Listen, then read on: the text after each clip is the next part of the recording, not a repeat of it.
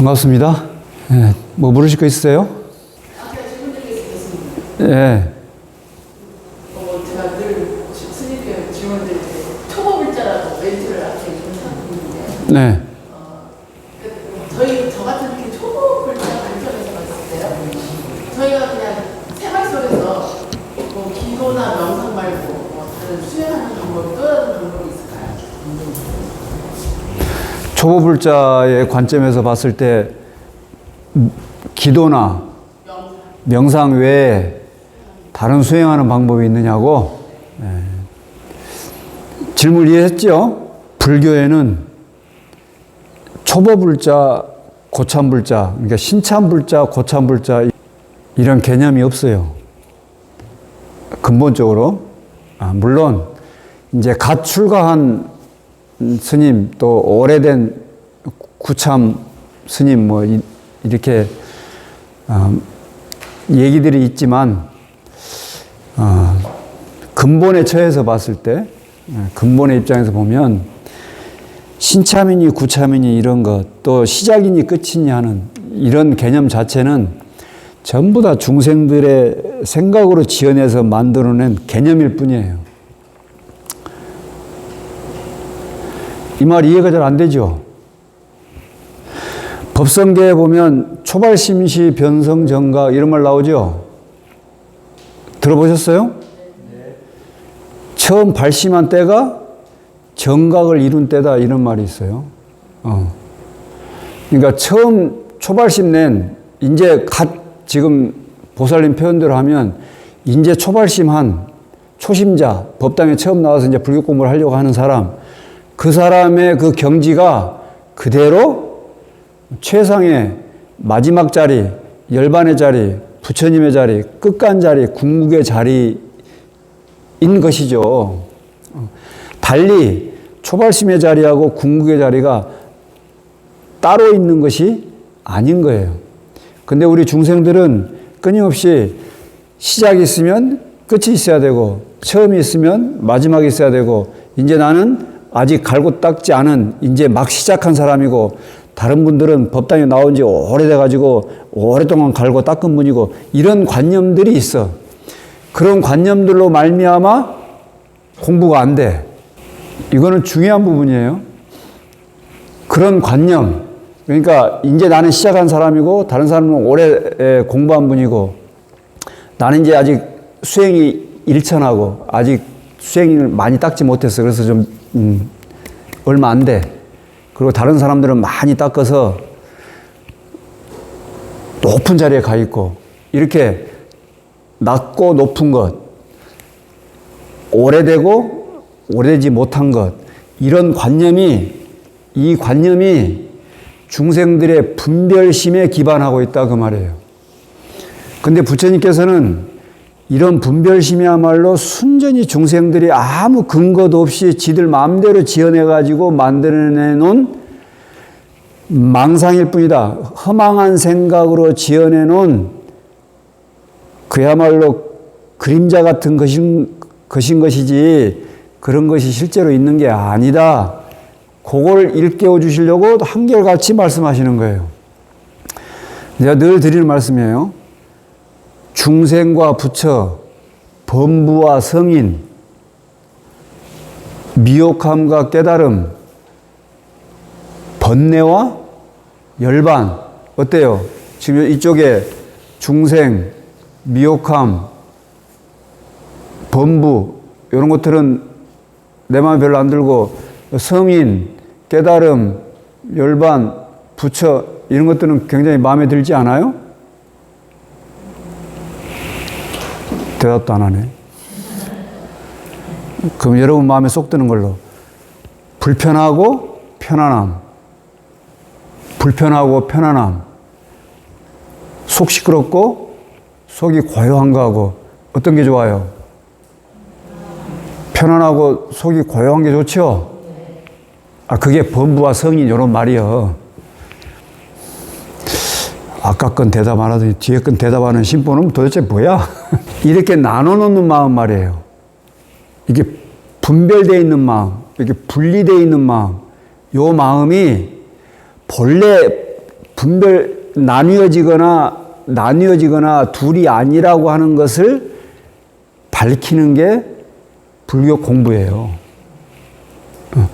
근데 처음 질문을 던질 때 이미 나는 초심자인데 초심자가 요거 말고 이런 거 닦을 거 뭐 있어요? 이렇게 물으면 초심자하고 오래된 사람하고 벌써 나눠놓고 시작하잖아.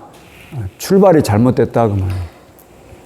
동쪽으로 가야 할 사람이 동쪽을 보고는 있는데 달리기는 서쪽으로 가고 있어. 이해돼요? 그러니까 그런 관념, 그런 생각을 완전히 타파해야 돼요. 본래 둘이 아닌 자리, 본래 나뉘어지기 이전의 자리, 그거를 나뉘어지기 이전, 본래 자리, 근본 자리, 그래서 그거를 불입법문 뭐 이렇게 얘기하잖아. 둘이 아닌 법문 이렇게 해서 불입법문 이런 얘기 많이 들어보셨잖아요. 그래서 나오는 말이에요. 그러니까 말은 중생과 부처, 범부와 성인 이렇게 말은 나눠놓지만 이거 나뉘어지기 이전짜리, 분별되기 이전짜리 그 자리로 인도하기 위해서 부처님께서는 한결같이 법문하고 계시는 거예요. 저도 여러분들에게 그걸 전하려고 계속 얘기하는 거예요. 질문하신 분이 저한테 듣고 싶은 거는 아마 기도하고 명상 말고 여러한 수행법이 있는데 이런 수행법들을 이렇게 닦아가면 좋을 거예요 라는 얘기를 듣고 싶었겠지. 여러분 닦지 마세요. 불교는 열심히 갈고 닦아서 이 자리는 싫고 저 자리가 좋으니까 열심히 갈고 닦아가지고 저 높은 자리로, 저 높은 곳을 향하여 저 윗자리로 가는 그런 가르침이 아니에요. 잘 들으셔야 돼요. 불교는 나는 중생인데 이 중생이 열심히 갈고 닦아서 부처의 자리로 가는 그런 가르침이 아니라니까. 근데 대부분 그렇게 알아들어. 또 그렇게 이해하고 있어요. 왜? 이 세상 전체가 다 그런 구조로 돼 있어. 이미 구조화 돼 있어. 우리 머리 가운데.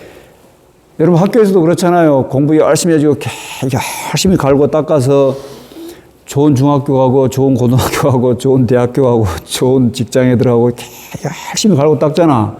또 직장에 가서 또 이렇게 또 좋은 직급이 올라가고 또 올라가고 막 계속 이렇게 하잖아요. 그렇게 구조화 되어 있어. 그러다 보니까 수행도 그렇게 해야 되는 걸로 알아. 그렇게 열심히 갈고 닦고 이 자리 버리고 저 자리로 가고 마음에 안 드는 것 버려버리고 마음에 드는 것 취하고 이렇게 계속 분별된 마음으로 사는 그것을 쉬어라 라고 얘기하는 게 불교라니까. 그걸 쉬어라. 사는 건 좋고 죽는 건 싫고 부처는 좋고 중생은 싫고 성인은 좋고 범부는 싫고 평탄하게 안정되어 있는 건 좋고 울퉁불퉁하고 뒤뚱뒤뚱한 건 싫고 젊으면 좋고 늙는 건 싫고 이렇게 끊임없이 나눠놓고 사는 그 마음을 한번 들여다봐라. 근데 그 마음은 본래의 것도 아니고 항상한 것도 아니고 본래의 것도 아니고 항상한 것도 아니고 네 마음도 아니고 그 생각에 쏟고 사는 거예요. 우리가 전부 다. 지금 이 말을 알아듣기가 쉽지 않을 거예요. 끊임없이 분별하고 나누고 쪼개고 이렇게 하는 이 마음을 빨리 들여다봐서 이 마음이야말로 정말 허망한 분별심에 인해서 일어난 정말 헛된 것이구나, 헛개비 같은 것이구나, 그림자 같은 것이구나라는 걸 깨닫고 그리고 그렇게 허망한 그 생각으로부터 자유로워지면 그때 비로소 이렇게 두 가지로 나뉘어졌던 것이 이제 더 이상 내 눈앞에서 날 현혹시키지 않아. 이렇게 나눠진 것에 더 이상 미혹되지 않아. 그 근본 마음을 알면. 그때 비로소 이제 범부와 성인이 가지런해지고 중생과 부처가 가지런해지는 거예요. 그래서 가지런해진다는 것은 부처를 구하려고 마음이 막 헐떡거리지도 않고 중생을 버리려고 미워하는 마음도 내지 않는다 그 말이에요. 이걸 아는 게 중요해요. 몇 주째 이렇게 진리에 관한 말씀을 드리고 있는데 진리는 항구적이고 영구적이고 보편적이고 그래서 우리가 진리를 공부하는 이유는 끝내 우리에게 의미 있는 것, 진실로 끝끝내 우리에게 의미 있는 것이 무엇인가를 알게 하는 것이야말로 진리다. 그래서 이제 필연적인라는 표현을 썼었는데 끝내 우리가 죽어야 된다는 사실, 이 죽는다는 사실이야말로 우리에게 정말 중요한 의미를 던져줄 것이다. 여러분 지금은 당장 내가 죽을 병이 안 들고 당장 죽음이 지금 목전에 딱 와 있다는 그런 생각이 안 들기 때문에 그냥 선선하게 죽음은 다른 사람 일이고 남의 일이고 먼 훗날의 일인 것처럼 그렇게 얘기할지 모르지만 이건 필연적이기 때문에 필연적인 것이야말로 우리에게 뭔가 중요한 의미를 던져줄 것이다. 그래서 진리는 그 필연적인 것이 우리에게 던져주는 진리가 우리에게 던져주는 그 의미를 반드시 알아채고 그리고 그 의미로부터 우리는 깊은 배움이 있어야 된다라는 말씀을 드렸어요. 그러면서 이제 진리를 알고 그리고 수용하고 채워야 된다라는 말씀을 드렸는데 그래서 안다라고 하는 거는 그 안다는 걸 우리 표현하면 깨닫는다. 일단 깨닫고 그리고 수용하고 제가 방금 여러분들에게 우리 마음은 본래 내 마음도 아니고 마음이 분별을 일으킴으로 말미암아서 끊임없이 이 두 가지로 나누고 분별하고 쪼개고 이 분열상이 일어나 가지고 끊임없이 우리를 현혹시키고 그 미혹된 삶을 살게 되는데 그렇게 만드는 그 마음을 빨리 알아봐야 됩니다. 그렇게 알아보면 중생과 부처가 둘이 아니고 범부와 성인이 둘이 아니다라는 자리를 알 수 있습니다라고 이렇게 알려드렸어. 그걸 알았다고 해서 그것이 당장 내 마음 가운데 확 받아들여지냐? 안 받아들여진다는 거지. 제가 지금까지 이 머리 깎고 수행하면서 불자들한테 가장 많이 들었던 말 중에 어떤 말이 있느냐? 머리로는 알겠는데요. 마음으로 받아들여지지가 않아요. 이 말 정말 많이 들었어요. 부처님 법문이 훌륭한지는 알겠는데, 부처님 법문이 진리인지는 알겠는데, 부처님 가르침이 정말 위대한지는 알겠는데, 받아들여지지가 않아요. 이런다고. 그 얘기는 무슨 말이냐? 안다고 하는 생각만 있을 뿐이에요. 진실로 아는 게 아니에요. 안다고 하는 생각만 있어. 왜? 이렇게 들었거든.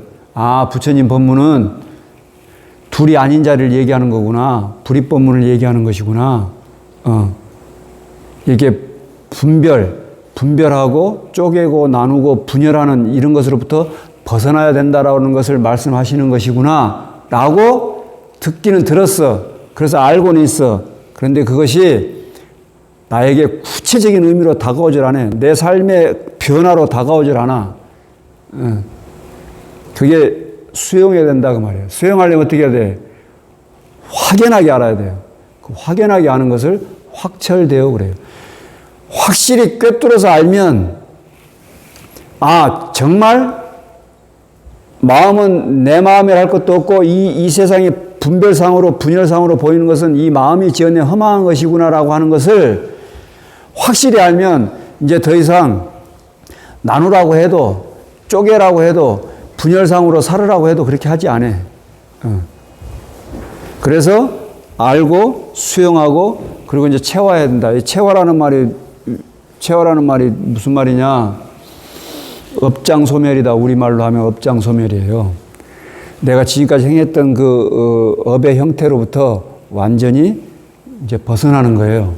늘 부정적으로 생각했던 것, 또 비관적으로 생각했던 것, 또 막 들떴던 것, 이런 것들도 근본에 처해서 보면 이런 것들이 전부 다 정도가 아니었다라는 것을 알게 돼. 그래서 인연 따라서 그때그때 인연에 맞춰서 중도의 삶을 살게 돼. 그거를 체화한다. 내가 이렇게 표현을 했어요.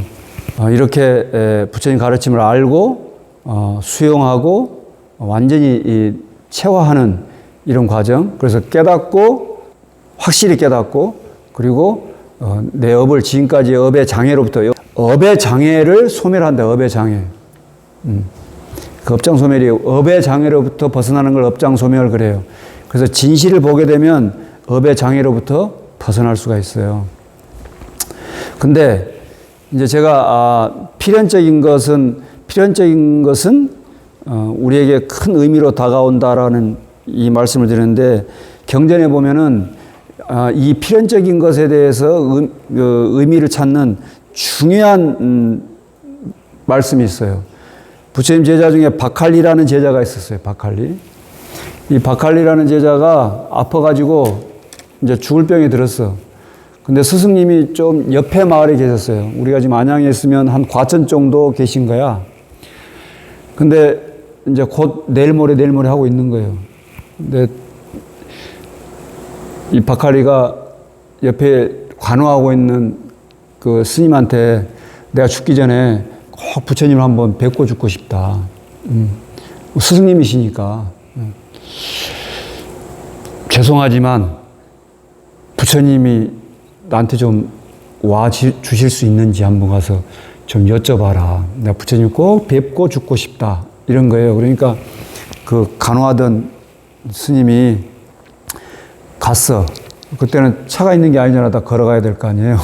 옆마을로 가가지고 부처님 박할리가 이제 곧 죽게 생겼는데 죽기 전에 꼭 부처님 한번 뵙고 싶답니다.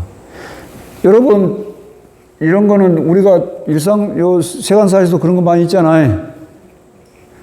내가 죽기 전에 누구 한번 꼭 보고 싶다 이런 거 있잖아요. 아직 안 죽어봐서 몰라요?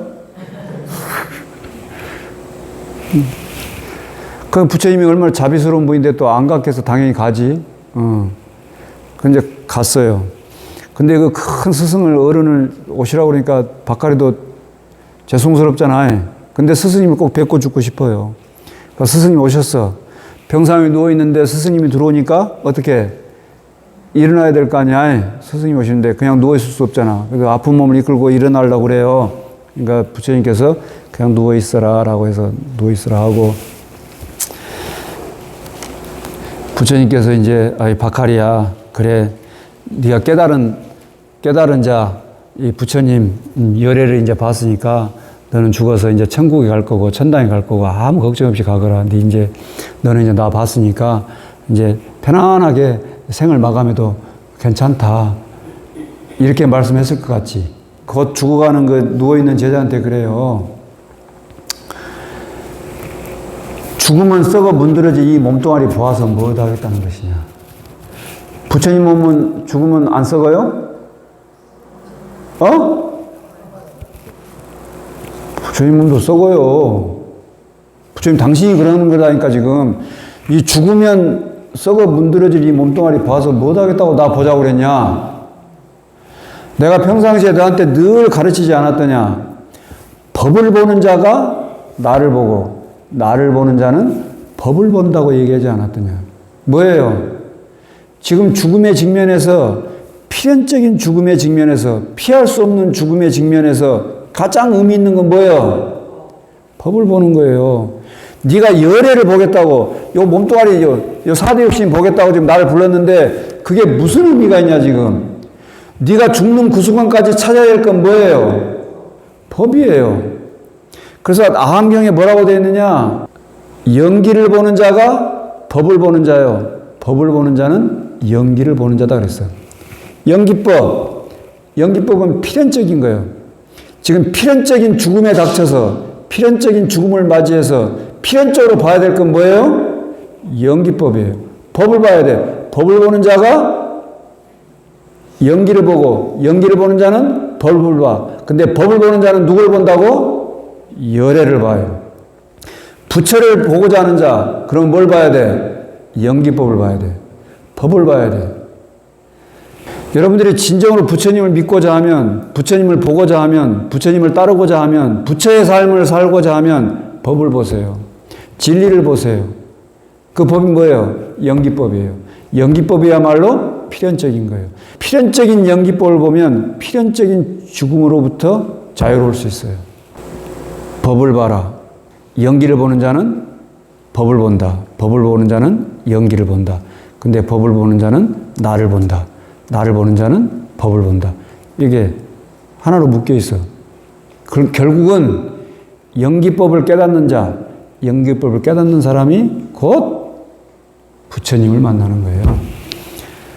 그렇게 해서 그 필연적인 법으로서 필연적인 것을 극복해요. 필연적인 법을 깨달음으로 말미암아 알고 확실히 알고 그리고 그 확실히 알므로 인해서 중생의 업의 장애로부터 중생의 업의 장애를 소멸하고 그리고 이제 부처의 안목을 가짐으로 인해서 그 필연적인 것으로부터 자유로울 수 있어요. 앞으로 이제 다음 본문부터는 진실로 연기라고 하는 사실을 여러분들하고 한번 알아볼게요. 진실로 연기인 것이다라고 하는 사실. 부처님이 연기법을 말할 수밖에 없었다는 사실. 그리고 이 연기법이야말로 진리이고 필연적이라는 사실을 밝힘으로 인해서 여러분들의 안목이 확연하게 열릴 때까지 부처님은 평생 법문하셨는데 저도 여러분하고 계속 이 연기법을 알아가는 시간을 갖도록 그렇게 하겠습니다.